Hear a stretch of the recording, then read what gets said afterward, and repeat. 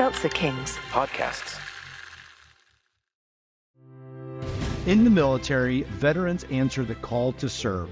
Now it's our turn. At Hire Heroes USA, they're changing lives, helping veterans and military spouses secure meaningful careers, all at no cost. With over 100,000 success stories and counting nationwide, they're connecting skilled veterans with employers who recognize their true value. Visit hireheroesusa.org to access their services or to support their mission.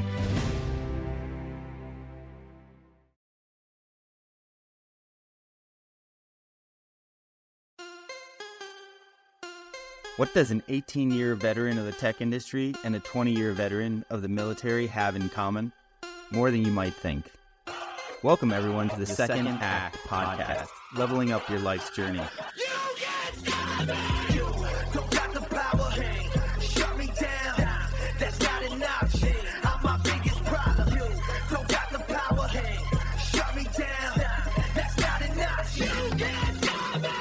Welcome back to the Second Act podcast with Michael and John. How you doing today, John? I'm doing good, man. It was a good weekend. I'll tell you what, man, not to jump right into it, but you know, we're always talking about 1% better and working on just analyzing what we are always doing and always trying to improve. We, in the Ballinger household, implemented a OODA loop of our own family direction. Yeah, we got the kids together, my wife and I, we sat on the couch and we just had to analyze where we're going as a family, what we're doing, and make some adjustments so that our course is correctable. You know, if you wait too long, you get so far off course that you just have to start plotting a new course. And we didn't feel like we were that far off, but we had to make some corrections in our boys and in my wife and I's time. And it was really well received by everybody, and we ended up the weekend just having a great time. So it's cool to see the OODA loop in effect here at the household. I love it. It applies in family life. It applies in, for sure, entrepreneurship. And yeah, I love it. We're amping it up this year, John. I got a couple of things to share before we get going with our awesome guest today. But couple of surprises. Well, first I want to give a shout out to our new members, Calvin, Brian, Eileen, Eric, Michael, Deb, Joe, and a person who wishes to remain anonymous, and I will honor that for them. But there's some more exciting announcements coming up soon. And, you know, we put all this work and love and energy into what we do.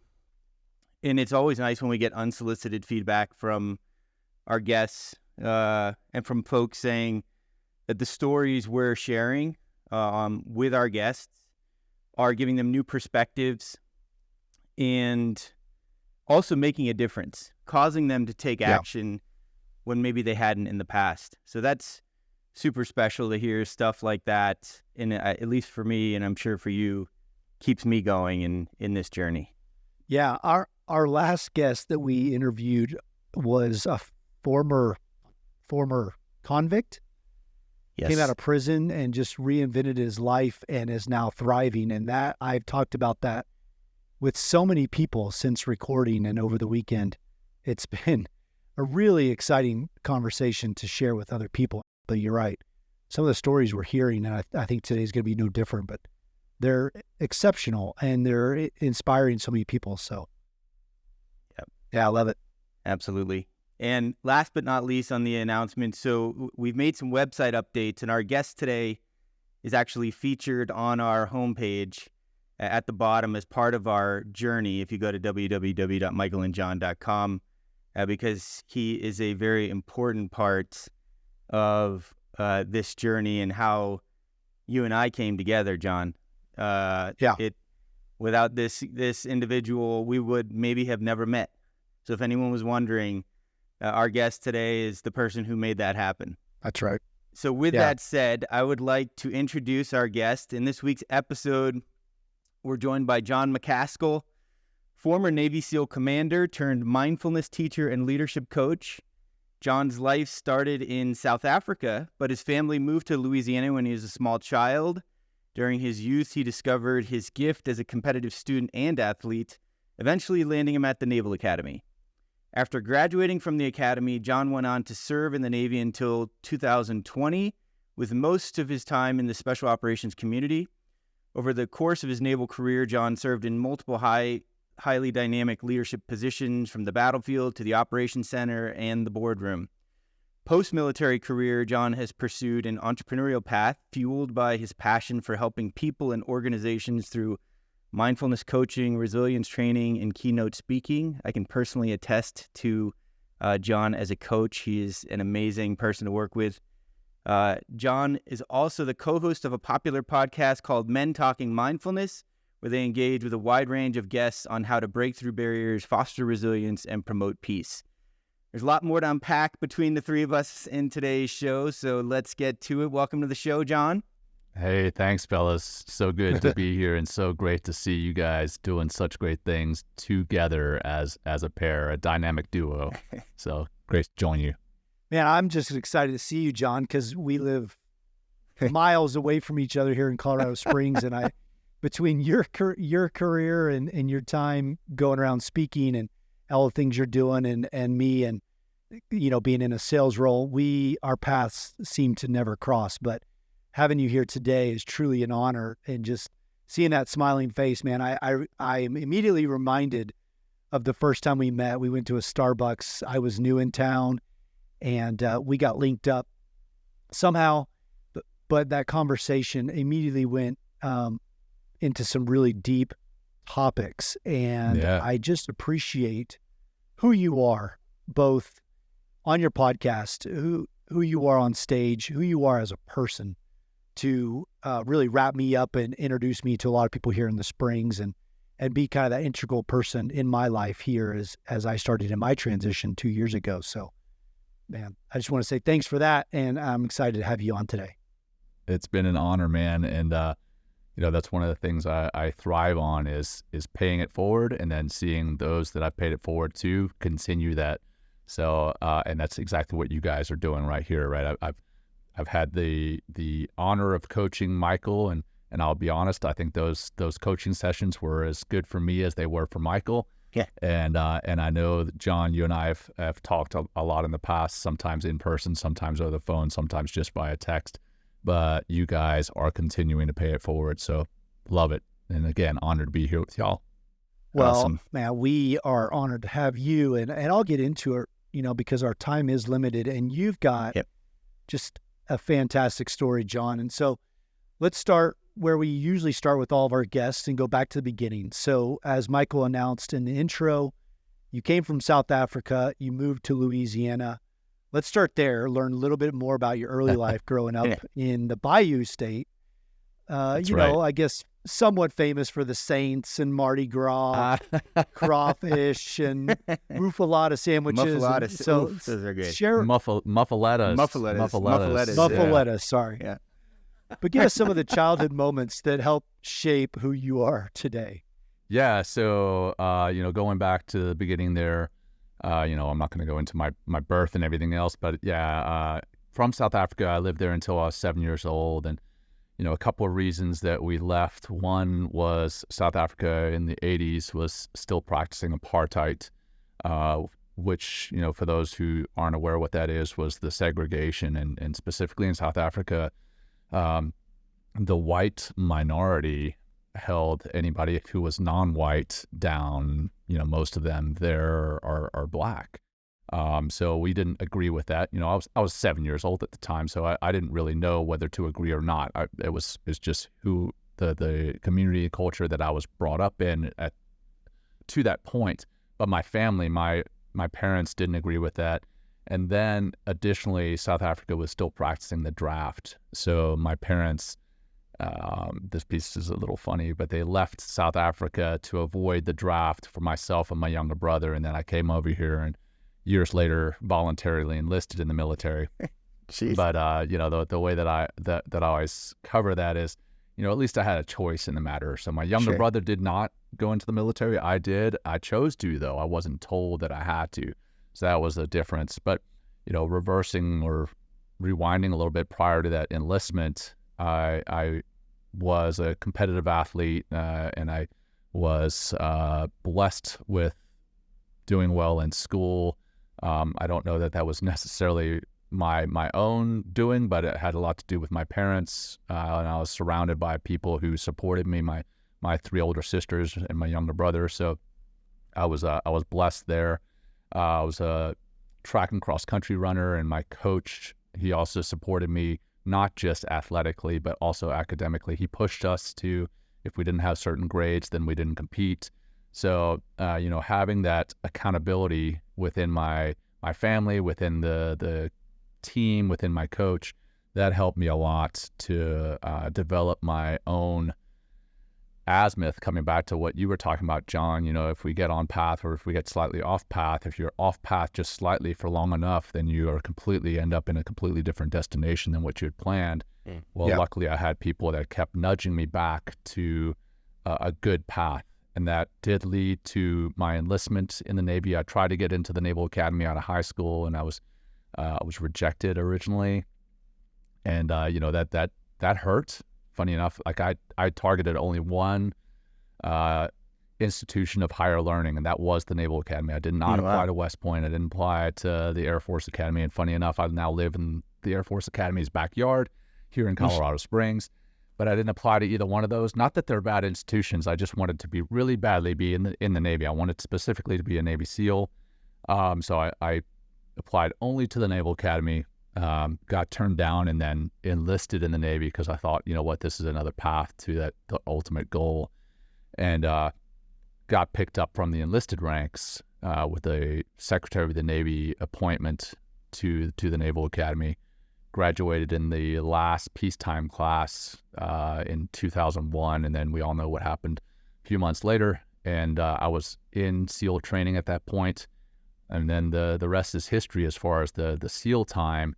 But now I live with my family here in Colorado Springs, my beautiful bride and three amazing children, and I do exactly what you mentioned. I teach mindfulness and meditation, which I'm sure we're going to get into how that came about, but that's the quick down and dirty.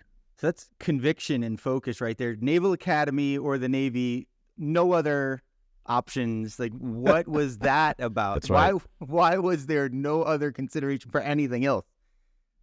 I don't know. I just had it, I decided sophomore year that I either wanted to be a naval aviator or I wanted to be a Navy SEAL. And both of those paths required me to be in the Navy, obviously. Although now, looking back, there have been some very highly successful SEALs who graduated from West Point or graduated from the Air Force Academy. They ended up choosing the Navy afterwards.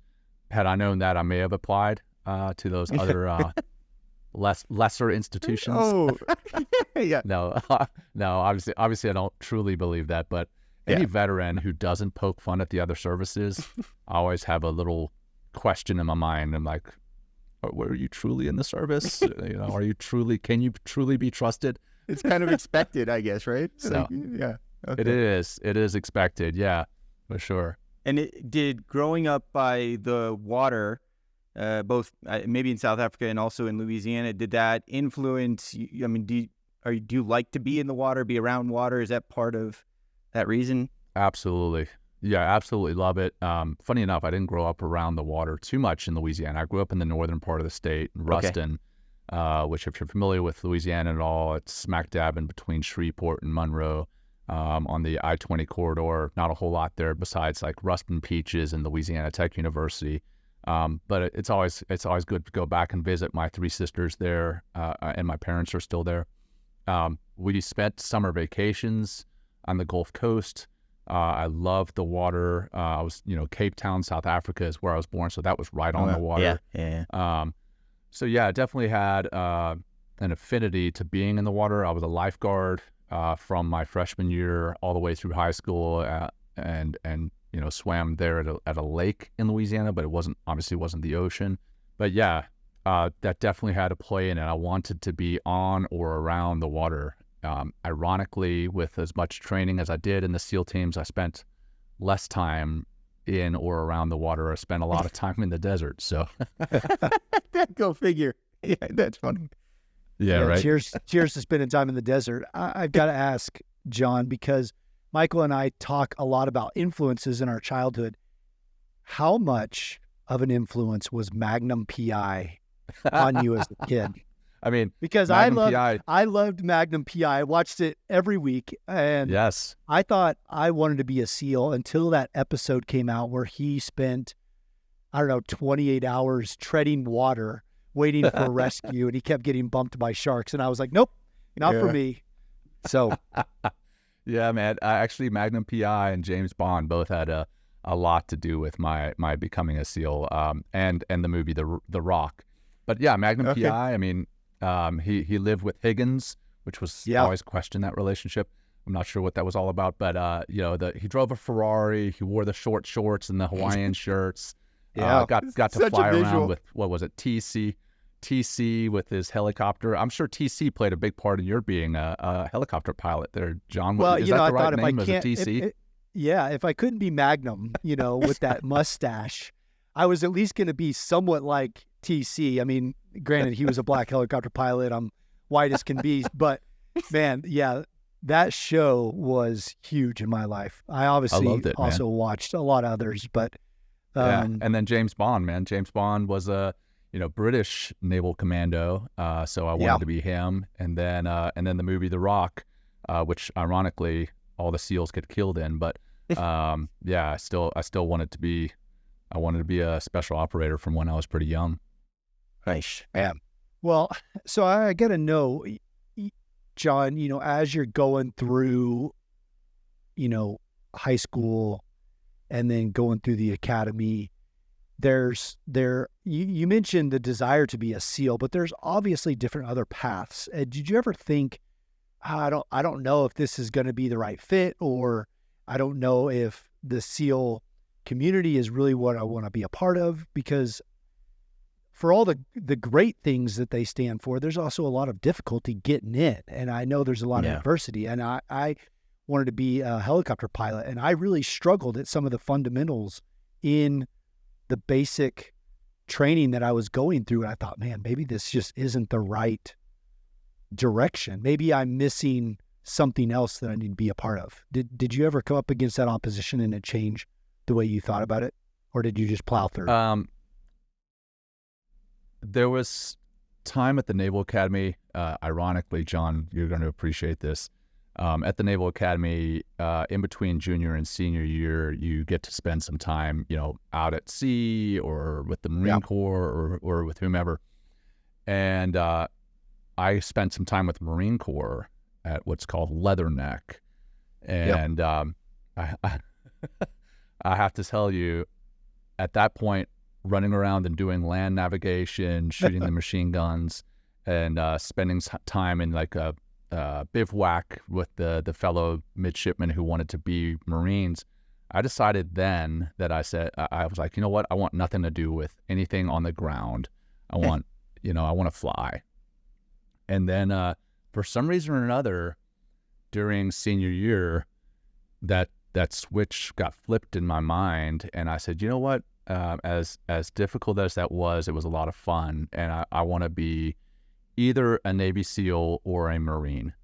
And I put Navy SEAL as my number one choice. I put Marine Corps as my second choice. And a lot of the time, those who want to go into the Navy SEAL community put the Naval Surface Warfare Officer as their second choice. Because if they do, in fact, get their second choice and not get selected to go SEALs, then they can lateral transfer from the surface warfare community. And for those of you who are not familiar, surface warfare, they're the officers who are in charge of ships. Sometimes they actually have, the driving of the ship. They do the navigation, but we call them ship drivers. And I didn't want anything to do with that. That's an incredibly important job, but I didn't want anything to do with that. So I put Marine Corps second, and I went and interviewed for the Navy SEALs, the Navy SEAL community, which everybody does in choosing their service. And the Admiral SEAL who's sitting at my table kind of yelled at me. He's like, "Why would you not put surface warfare as your second choice?" And I said, "Well, sir, when I leave the Naval Academy, I want to go and I want to start serving. I don't want to go into something else that may lead to my being a SEAL, I want to go and start serving. That could be as a Marine, and that could be as a SEAL, whatever it looks like. And I tell you, I got selected, one of 16 back then from the Naval Academy.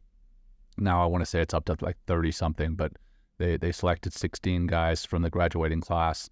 All of us were really good friends. A lot of us had trained together. So as I was going through the Naval Academy, it was my number one choice for most of the time. Then when I was at Leatherneck, I said, okay, I want nothing to do with the ground. Then something switched. And then when I was actually at SEAL training, going through Hell Week, there was a big question in my mind. I'm like, oh man, have I really screwed up? Am I going to make it through this training? Is this something that I really want to do? And I remember I had a girlfriend for like my last 2 years at the Naval Academy. And when I chose Navy SEALs, we broke up. And I thought, you know what? She was pretty special in my life, who she was, and I gave up that relationship to go this way, so I'm going to power through. So in a roundabout way, my ex-girlfriend, I hope my wife doesn't listen to this. My wife now does not listen to this. But anyway, my ex-girlfriend at the time is, and giving up on that relationship helped to power me through into becoming a SEAL. Well, it sounds like Hell Week had the intended effect of making you think about wanting to quit. Absolutely, it so did. that's good. Yeah, man. Whenever I hear other SEALs talk about Hell Week, talk about buds, and 98% of them say, quitting was never an option. Quitting never crossed my mind. And can I cuss on this show? Yeah, go for it. I always think that's bullshit, man. Yeah. I'm like, man, there is no way you did not think about it. I think that everybody at some point or other questions themselves, questions their resolve. I thought about it. Now, I didn't think about it a whole lot, but I did think about it. There was definitely, I remember specifically exactly where I was. I was laying in the surf on Wednesday night, and one of the instructors was like, oh, it's only Tuesday night. And I'm like, oh shit, is it only Tuesday night? I'm like, man, if we're only 2 days into this, I am done. And that's when I questioned it. But yeah, I was able to power through, and lo and behold, here I am 20 something years later. Yeah. So yeah. I love, John, to hear about your resolve. When I was thinking about going in the Marine Corps, I was sitting at my kitchen table and I laid down the pamphlets for Marine aviation, and I'm looking at them. And my dad pokes his head over my shoulder and he said, what are you doing? And I told him, well, I'm thinking about joining the Marine Corps and becoming a pilot. And at the time, I had struggled really in school, not with the academics, but just really following basic rules. and I went to a small Christian school, and they had some, kind of ridiculous at the time rules that we had to follow. And I just couldn't do it out of just my own stubbornness and being a hard-nosed 20-year-old kid. And he said something that made me snap, and he said, yeah, we'll see how long that lasts. Mm-hmm. And right there, it was that moment, kind of like you described with your girlfriend, that was like, well, I think I'm going to just go ahead and push through and do this now. And ironically, I got into flight school, and like I said earlier, I was struggling to complete some of the basic things. And I thought, oh man, I told my dad I was going to do this. I have to finish. No matter what, comes against me and how hard this opposition is, I've got to finish. So I get that resolve. And it's amazing with you and a lot of our guests that we have on that have really made an impact. It's when they're presented with that, we'll see if that actually happens, moment. Yeah. Or somebody calling their bluff or calling them out where they say, you know what? No, I'm going to press through. And obviously you did it. So yeah, man. And that brings up another memory is in boot camp, I raised my hand. I was like, yeah, I want to be a SEAL. And this other cat that was in boot camp with me was like, you can't be a SEAL. And I was like, why not? He's like, look at you. Because I was, 150 pounds soaking wet because I'd been this cross-country runner. And I took that as a personal challenge and absolutely powered through. Now, I also have to admit, and maybe we'll get into this later, and I think this only really became clear in the past few years after doing this mindfulness and meditation work and doing some deep introspective work, I think a piece of it also came down to insecurity, and proving that I could do it, and then validating my existence. As shallow as that may sound, we all question, hey, why am I here? What could I do while I'm here to prove my validity for being here? And for right or wrong, better or worse, I chose being a special operator as that path, as that validation. So, and I'm sure I'm not the only one who has joined the military or joined something hard, tried to do something hard to prove to themselves that they can do it. Yes, I wanted to serve. I wanted to serve with some of the best men and women on the planet, and the SEAL community definitely has that. But I think there was also a piece of me that was like, you know what? I want to prove to myself that I can still do it. Yeah. Yeah.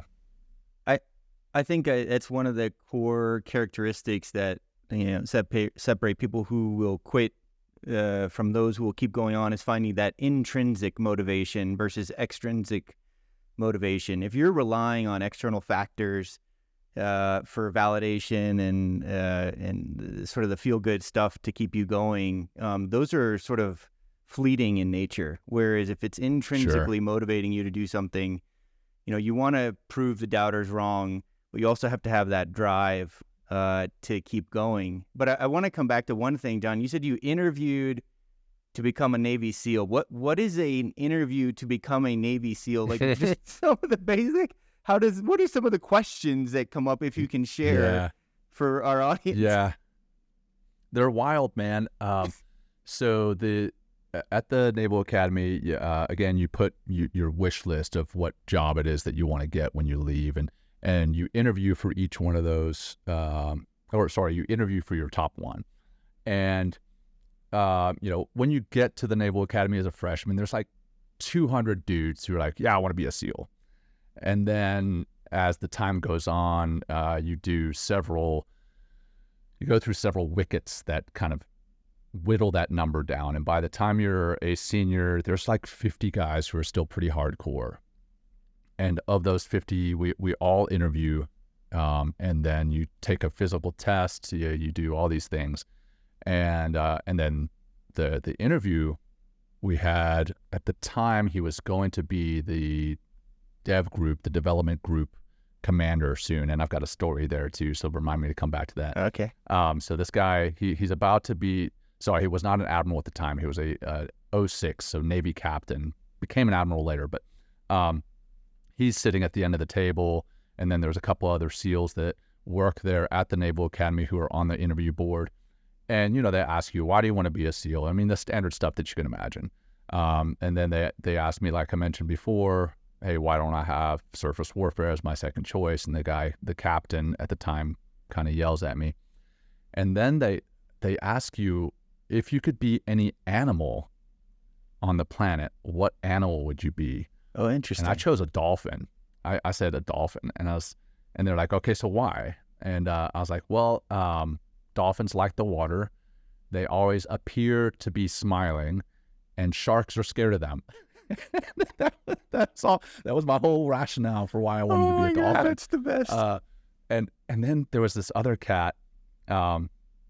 He said that he wanted to be a velociraptor, and I'm still friends with this guy now. But he went into this really odd explanation for why he wanted to be a velociraptor, and it was so odd that it offended this captain to the point where this guy had to write an apology letter to this Navy SEAL captain for why he explained that he wanted to be a velociraptor. And I won't get into the details on this, because hearing it back then, I was like, what were you thinking? Now, this guy has since become a highly successful explosive ordnance disposal officer, and since he's gotten out, and he's actually broken the world record for running a mile in the EOD outfit, holding an egg and a spoon. So, I'm quite sure he's probably the only person ever to do that, but he holds a world record. So anyway, I got to come back to this Navy captain who took charge of the development group, which for those of you who are not familiar with development group, it's like the top tier SEAL team. And is that SEAL Team 6? Is that 6? It is. Yeah. But I will never claim that I said that on the air. Well, I think it's public knowledge. Yeah, I think if I know it, it has become. Yeah, it has since become public knowledge. But anyhow, so this guy, now all 16 of us are selected, and we've become a pretty tight-knit group. He invites us to his change of command, which is down in Virginia Beach. And we drive down from Annapolis, all in our whites, okay, our white uniforms, and we show up late to this change of command of the top tier SEAL team for a Navy captain, and we walk in, and all these Navy SEALs are there in uniform, and we walk in late, and we have our hats on, our covers, and they start yelling from the audience, "Take your covers off, you're inside." So we like take our covers off and we look all flustered. And then they're like, "Put your cover on. There's a Navy SEAL captain on stage." And they just went back and forth and we looked like this bunch of bumbling idiots. But they were just messing with us because, of course, they knew who we were. But man, it was one of the introductions to what the SEAL community was truly going to be like, which is, you know, a lot of hard training, a lot of grit and resilience and all those buzzwords that we're always hearing, but it's also a lot of fun and shenanigans. So from the very beginning, they're messing with your mind more than anything. Totally. From the start, totally, and then through I guess the course of your career, there's constant physical and mental. I mean, to the point, Michael, where we used to, when this is no longer allowed because of all sorts of PC things, but when you used to check into a command, you would stand up in front of the whole command, and they would be like, "Hey, you know, this is Jon Macaskill. He's new to the command. Hey, John, tell us something about yourself." And you'd start to tell yourself, you'd start to say something, and then the whole team would be like, "Shut up! Nobody wants to hear it," like in front of everybody. And then inevitably there'd be like, "Hey, man, this guy's an officer. Show him some respect. Give him a chance." And so you'd be like, okay, I'll start again. And you'd start again and be like, "No, really, shut up. Nobody wants to hear it." Oh, it's awful. So, you know, but apparently that offended enough people to where we're not allowed to do that anymore. But man, it was good times. Some of those memories, John, I love you talking about just the camaraderie that we have either in your unit, in a squadron. You know, we talk about on the show again how some pilots get the call signs, and it's usually not out of anything that we've done great.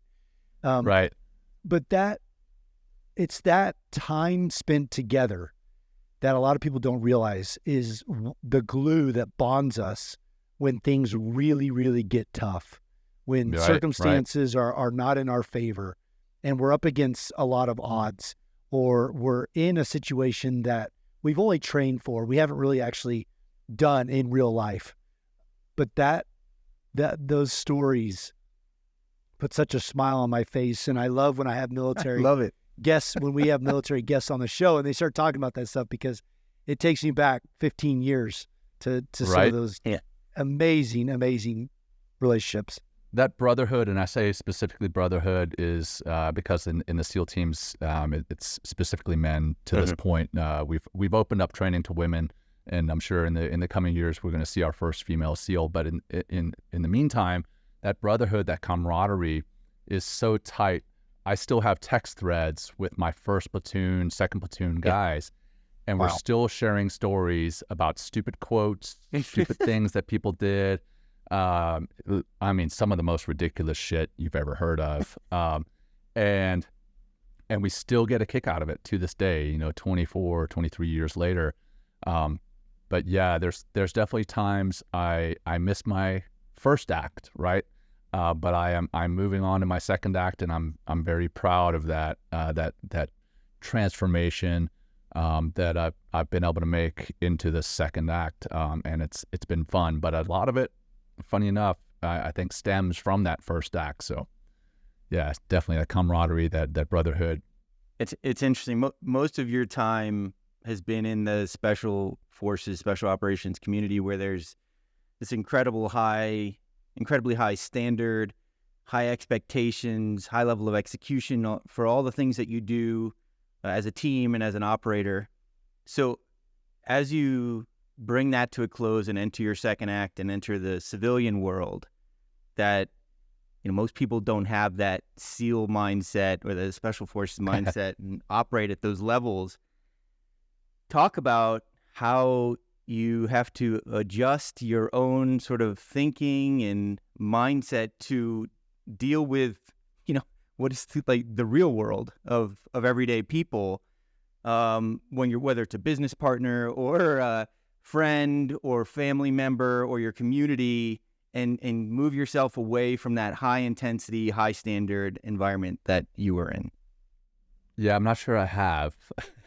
I think I'm still, I don't know why, I'm 4 years removed in August. I'll be 4 years removed. Yeah.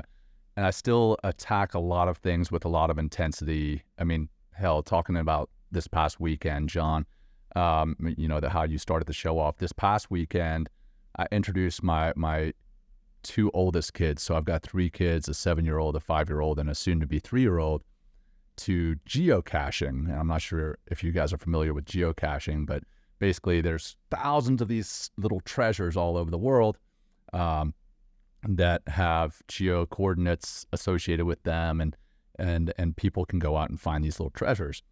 And they're stupid little trinkets like a keychain or a coin or something dumb most of the time, but the kids love the hunt. And I very much enjoy the hunt too, as you can probably imagine.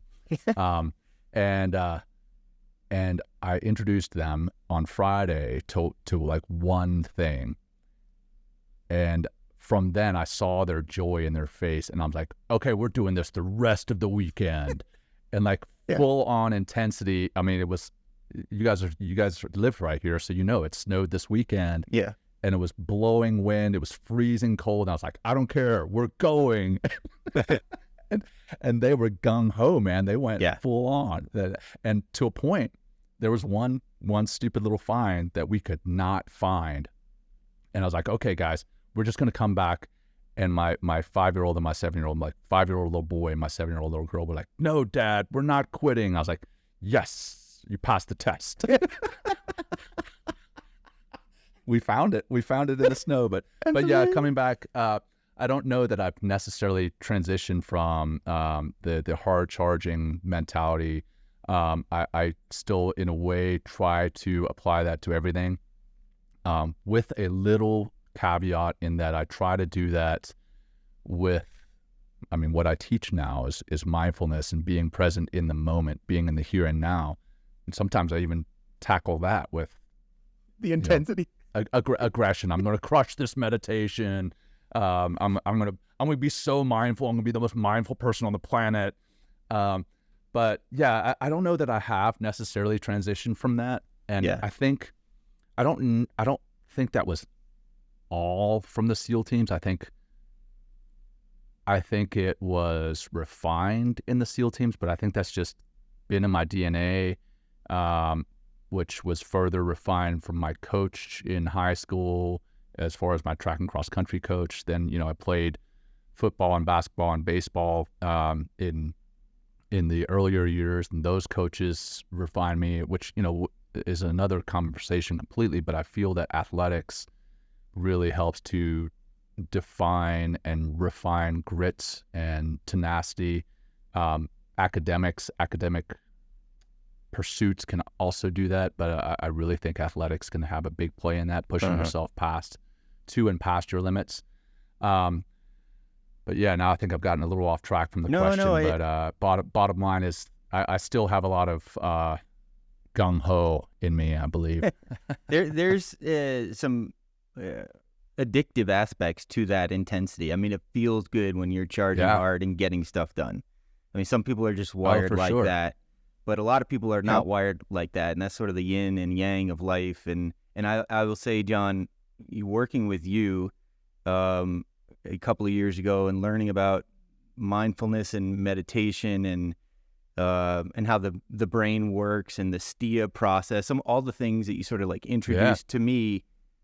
Not that I could relate to the intensity of the SEAL community, but in the small worlds that I've lived in that are high performance, those tools were very helpful to just sort of recenter yourself and bring yourself to the present and look around at really what the important things are in life, which are sort of like an arm's length away from you most of the time. Yeah. Right. Yeah. What we talked about in a lot of our coaching was the all or nothing mentality. And I've had that all or nothing mentality a lot, right? I've felt in my past that it's a light switch. Either it's on or it's off. If I'm not working out for 2.5 hours a day, then I'm not going to work out at all. If I'm not eating nothing but chicken and spinach, then I'm going to eat freaking everything, pizza and milkshakes. But as we know, it is not a light switch. It's a dial, and we can find that happy medium. But I still feel I have a pretty gung-ho dial. It's turned up. As you speak about that tenacity and the 100%, I also, and maybe we'll get into it when you start talking about mindfulness, but I also think about some of the veterans that come back from serving for as long as they have, and they've been in that mentality for years, and now it plagues them because they can't turn it off. Yeah. And they can't go back to the way things used to be or the way things should be, because it's now become that's the new lifestyle for them. So, and I'm sure you see that in the SEAL community as well. Oh yeah. Guys that are deeply affected by that, inability to turn it off. Absolutely. Like I said, I've seen it in my own lives. I've seen it in other people's lives, and that can cause hypervigilance. It can cause anxiety. It can cause stress. It can cause depression, which that has caused me, and still, even with my practices, I still find myself in those spots, having those challenges. Now, I don't define myself as any of those. I don't define myself as a depressed person. I don't define myself as a stressed person. I don't define myself with any of those. I say that I'm experiencing those things. I have a different relationship with all of them than I did before. Sure. But I absolutely do feel that service members who have that dial turned up a lot of the time and almost get it stuck, and they struggle to turn it back down, that can be a challenge for them in their professional lives. It can be a challenge for them in their personal lives. Again, coming back to my kids, right? I'm pushing them to and past their limits. But I also want to be a kind and caring and compassionate father. I don't want to be Commander Macaskill all the time, right? Sometimes, as Commander Macaskill, I had men and women that listened to my orders and obeyed my orders, and now I have 3 young children who definitely do not always obey. And that's like, why are you not listening to Commander Macaskill? Oh, because I'm not Commander Macaskill, I'm Dad. Yeah. And so there's definitely an adjustment there, a mentality shift, an emotional shift, a spiritual shift, that's absolutely important. And I find that the best way to make some of those shifts is through mindfulness. So let's talk about your post-military life as an entrepreneur and some of the things you're doing. Blazing trails with mindfulness coaching, resilience training, keynote speaking. Share some of the exciting things that are going on with Frogman Mindfulness, Men Talking Mindfulness, and all the other cool stuff you got going on right now. Yeah, so they're both taking off and going in several different directions. Some of them are supporting one another, and some of them are I won't say opposed, but different. So Men Talking Mindfulness is the podcast that I run with my co-hosts, Will Schneider in New York City, and we're about 4 years into that, which has been a journey. As you guys well know, the podcasting world is a journey. You learn something from the episodes that you do with your guests. You learn something from preparing for those episodes. Yep. We've had hundreds of guests on, and we've read dozens of books and learned so much. But we're growing that. We're being much more intentional. Like we started just like randomly on Instagram Live, and we've gotten into a podcast now, and we're watching our analytics, and we're watching where our growth is and what affects our growth. And again, Michael, I know this resonates with you as a data guy, right? But we're blues, Jon. We're blues. That's right. The blues. So learning from all that and learning how to be intentional with that growth, that's fun. And then on the Frogman Mindfulness side, that's my speaking and coaching and workshop side. I am struggling under the weight of blessings. I've got a lot of work, and that is a good thing, but sometimes managing the schedule is difficult between those two things, between the podcast and my other work with Frogman Mindfulness. And then I've got another job that I'm working on in Dallas. And then obviously being a family man, right? I want to be a present father. I want to be a present husband.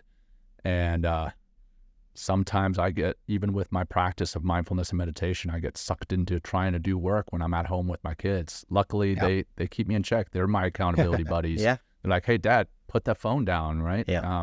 So yeah, it's exciting, but it's challenging. The entrepreneurial journey has ups and downs, as we all know. You two know, and your listeners know. The entrepreneurial journey is just that, a journey full of ups and downs, challenges, wins and losses. The way that I just try to look at it is the losses, if you will, are learning opportunities, and as trite as that might sound, I feel that I'm growing from them. So it's a lot of fun. It's an adventure, and I'm highly unmanageable. So I think I have to be an entrepreneur, and I struggle to work for others.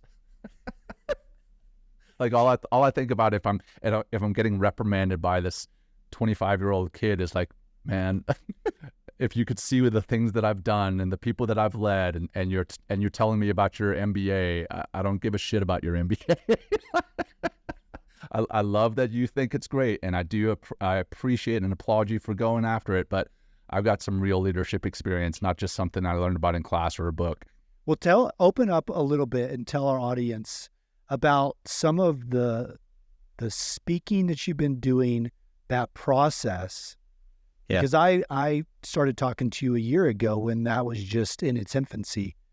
And I know that it's something that has to evolve. It has to be natural. It has to be something that's gripping to the audience, and how you kind of tailor your presentation to each of those audiences, much like you're prepping to go into a different phase of training or a different phase of combat. It's knowing who you are in front of. So just talk about that for a second. Absolutely. Yeah. I mean, knowing your audience is critical to having your presentation land, just like knowing your product or your service or your niche market is critical to being an entrepreneur. I mean, you don't want to go out and, sell knives, which I'm fiddling around with here underneath the desk, but you don't want to go out and sell knives to a bunch of people who are anti-weapons, or you don't want to sell umbrellas, to people who are in an area where it never rains. So just like that, speaking on stage, I want to know my audience. I have made the mistake of, coming into an audience way too hard and talking, with the knife hand, the military knife hand, when, it was a bunch of old ladies. They don't want to be talked at. They want to be talked to. They want to be listened to. But yeah, I mean, I've gone through a lot of growth there. My speaking has changed a lot. The style, I still feel it's natural, but I've learned, how to connect with the audience. I went through the National Speakers Association, the Colorado chapter. They do a Speakers Academy, which is 6 months long, and it was huge for me in my growth and understanding what my audiences are looking for. I mean, my company used to be called Macaskill Consulting. I mean, how freaking original is that, right? And I Hopefully went through it's this. original. Went through. There's only one. I mean, McCaskill. the last name is somewhat original, but I mean, I was just like, I'm so lazy. I'm just gonna throw my last name and throw consulting behind it. which I mean, that's still my business, but now I'm doing business as Frogman Mindfulness because they were talking about how important branding is. And, I'll also say that I've had a lot of success based on the SEAL brand. I don't want to say that I'm using the SEAL brand because that's not all I am. That's a piece of who I am. Yep. And the special operations community, we try to pride ourselves on being the silent professional, but it's also a credential that I have. I was a SEAL, and if I had my PhD or if I was a doctor, you damn right it would say PhD or MD behind my name. Well, I'm a SEAL. Just like you're a Marine, John. You weren't a Marine. It's not something that was in your past. It's something that you are and always will be. Yeah. I went through training to become a SEAL. I feel that I am a SEAL and always will be. So yes, I touch on that, but I also feel that's something that gets me into the door. But once I'm through and I'm in the room, I better have something else to deliver. I better have more depth than that. So it's not lost on me that the SEAL brand is a piece of my success, but I also feel that the other things that I bring to the table once I'm sitting at the table are just as, if not more important. Yeah, I think it's a good point, John. And Hollywood has been making the SEAL community famous since like the 80s. I think the movie Navy SEALs with Charlie Sheen maybe started it all. I don't remember. Magnum PI. It was Magnum, man. Magnum. But there's been, it's just been sort of a constant in the entertainment space, and that's helped elevate the brand. But like you said, it opens doors, just like an Ivy League degree opens doors. But once you get through the door, you still got to prove yourself like anything else. Right. Right. And, John Ballinger has a super unique experience within the Marine Corps flying the president. I mean, that opens doors. But again, you still have to use these tools to prove yourself and prove that you can deliver value to that person, to those people that you're working with. Right. Well, I'm sitting here listening to us. I think we've skipped over. I want to say one of the most interesting things about John and where he's at right now, and that's the mindfulness part. Right. He said men talking mindfulness, and now he talks about mindfulness and meditation. But how does a Navy SEAL go from 100% all the time to mindfulness, which is got a very, I don't want to say passive, but a very help me out. What's you can say passive works or touchy-feely or less intense. Yeah, that's a great example. Less intense mindset to it. So how did you come to the conclusion that you were this person and you're going to transition to this set of living? Right. Well, it funny enough, I had it introduced to me as a practice to help me deal with my own mental health challenges. Again, I was struggling with anxiety. I was struggling with survivor's guilt, moral injury, you name it. And I got to a very dark spot in my life and went out and sought counseling. And this one counselor, God bless him, he had enough gumption, if you will, to recommend mindfulness and meditation to me when I was struggling. And he recommended it to me, like I said, for my mental health challenges, but I didn't think that it would help with my mental health challenges. I was like, this is a bunch of hippy-dippy woo-woo stuff. And that's how it's perceived, right? Yeah. It's perceived as this soft practice, but in all actuality, it takes effort and discipline to do these things and to implement them into your life. But my first response was like, no way, doc, I'm not doing this weird stuff. And then he kind of switched things on me, switched the narrative. He's like, well, what if I could give you a pill that would change your performance?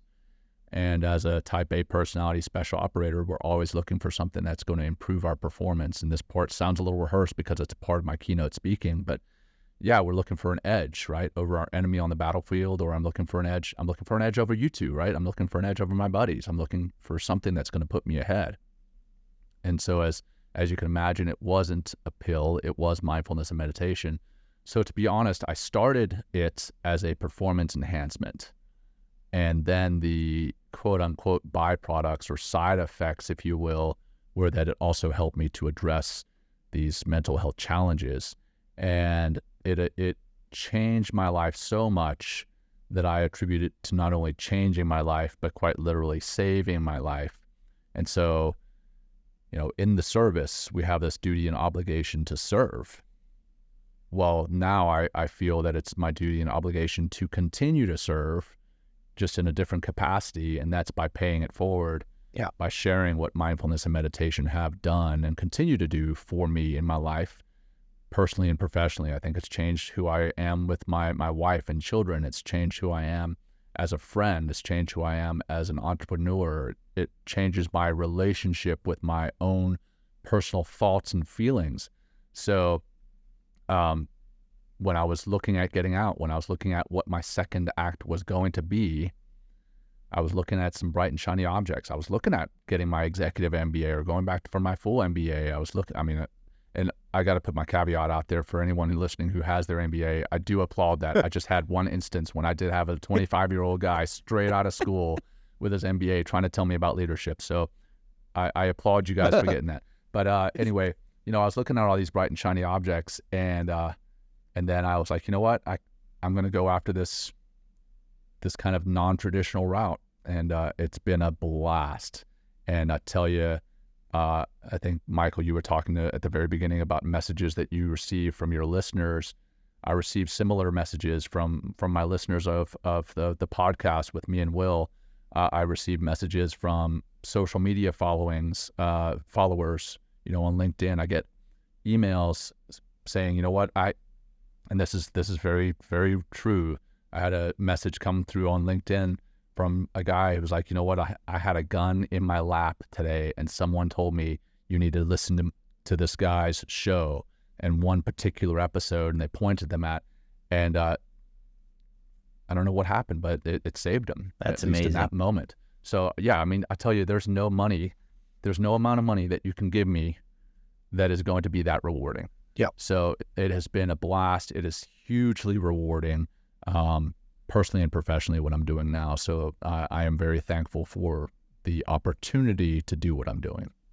Yeah, and Jon, having your SEAL experience and talking about mindfulness and meditation and what maybe people perceive it as being in the way that you describe it, I know personally for me, you helped me cross the chasm and think about it differently as a practice.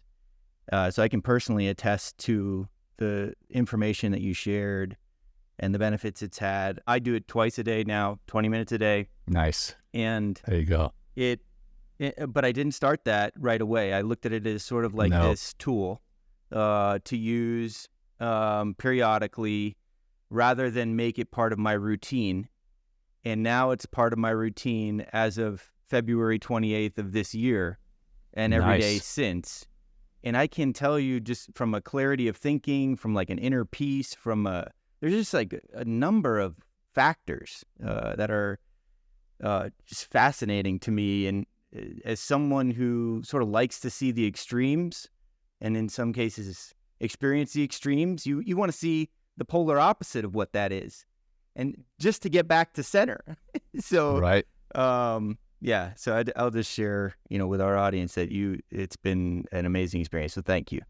Well, thank you, brother. I appreciate it, and I feel that we're on this journey together, man. It's not something that we ever arrive at. We don't arrive at being the perfect mindfulness practitioner. We don't arrive at being the perfect dad. We don't arrive at being the perfect entrepreneur. They're all journeys, and I'm just honored to be on this journey and watching you guys on yours. And regardless of what you're doing or what you are preaching, and allowing people to see, it's also a part of reinventing that throughout your life and figuring out what is the perfect fit. I mean, just like I opened the show with, my two boys and my wife and I sat down on the couch and we said, what we've been doing isn't working. We've got to start doing something different. And, I spend a lot of time reading my Bible in the mornings, but sometimes I recognize that I've gotten into a rut and I need to reinvent what I'm doing to make it exciting again or to make it Sure. relevant, because it's constantly pushing yourself outside of comfort, because that's where the growth happens. Absolutely. Whether you're meditating or you're doing yoga or reading the Bible or spending time just reflecting on the day behind you and the day ahead of you, sometimes it just needs to be reinvigorated within you. And that sometimes just takes meeting somebody like you, Jon, to say, hey, have you tried tweaking it this way to make all the difference? And that's why coaches like yourself are so valuable. And hearing people talk about their experience and presenting what works for them can be so valuable. Reading books, again, so valuable in podcasts. And there's all these tools out there for people to find what works for them and what can make the difference for them. And you're out there hitting on a couple of those wickets, your book, your podcast, your coaching. So you're doing a lot of things for a lot of people, and that's very commendable, especially after your 24 years of service where you were also doing things for our country. So kudos to you. Thank you, brother. I appreciate that. And, I appreciate that coming from a fellow service member. And I will say, again, as trite as this may sound, thank you for your time here and what you're doing now, but you also served in uniform. I don't want this to turn into full-on back and forth between Jon and Jon about what great service members we were, but also your listeners, right? You've got other guests that you've had on, and then your listeners. Now here I am as a civilian. Yes, I'm a veteran, but I am a civilian, and I am very thankful for our men and women in uniform. And when I say men and women in uniform, it's not just military uniform, but our first responders, Absolutely. our healthcare workers, our teachers. They may not wear a uniform, but damn it, they're superheroes in my eyes. Yeah. So I do want to give a quick shout out to all of them for the service that they are doing, services that they are doing to provide us with our ways of life. Absolutely. Yep. Jon, all our shows, I know we're running short on time, but we like to end with some practical advice or insights, just something for our audience who's contemplating or just getting started out in their second act in life. What do you want to leave them with today? Yeah, I would tell them that even though I was talking about intensity before, I will tell you that nothing happens overnight. Don't expect to build your super successful business day one. Don't expect to transition from the military and be this super successful businessman or woman day one. It takes time, and you're going to have the times when you're knocked down. There's going to be times when you're seeming to fail, but those are opportunities to learn. But give yourself some time, give yourself some grace, and continue the good fight. That's about all I got. Man. Well, Jon, Michael and I are both personally grateful that our paths crossed with yours, and I am proud to call you both a fellow resident of Colorado Springs, but also a friend. So thank you. Thank you, man. For sharing your journey with our audience, and for our listeners who are interested in what you're doing with Men Talking Mindfulness or Frogman Mindfulness and want to get in touch with you. What's the best way for them to do that? Yeah, the easiest way that I've found is just through a simple text. And you can text either the word mindful, MINDFUL, just one L, not mindful, but mindful, to 33777. That'll go to Frogman Mindfulness and everything that I'm involved with Frogman Mindfulness. Or you can text MTM, the letters MTM, to 33777, and that'll get you to everything involved with mine and Will's show, Men Talking Mindfulness. It's awesome. Nice. We'll be sure to put those both on our show notes and up on our LinkedIn when this show is pushed out. So thanks, fellas. Yeah, thank you for coming on, and this was awesome. You two have both been my coaches, and this was a special episode for me because you guys have been two influential men in my life. So thank you guys both, and it's just been an honor serving with you on this podcast and discussing life, even though I didn't have the privilege to serve with you in the armed forces. But thank you guys. Yeah, thank you, brother. John, thanks again, and great episode. Yep. Appreciate y'all. Thanks for having me on. Yep. All right. See ya. See ya. The Second Act with Michael and John stars Michael Newborn and John Ballinger. The podcast is produced by Seltzer Kings. For more information on the show, check out michaelandjohn.com, or if you'd like to get involved in the conversation, give the guys a shout on their socials at The Second Act with Michael and John on most platforms. Thanks for listening.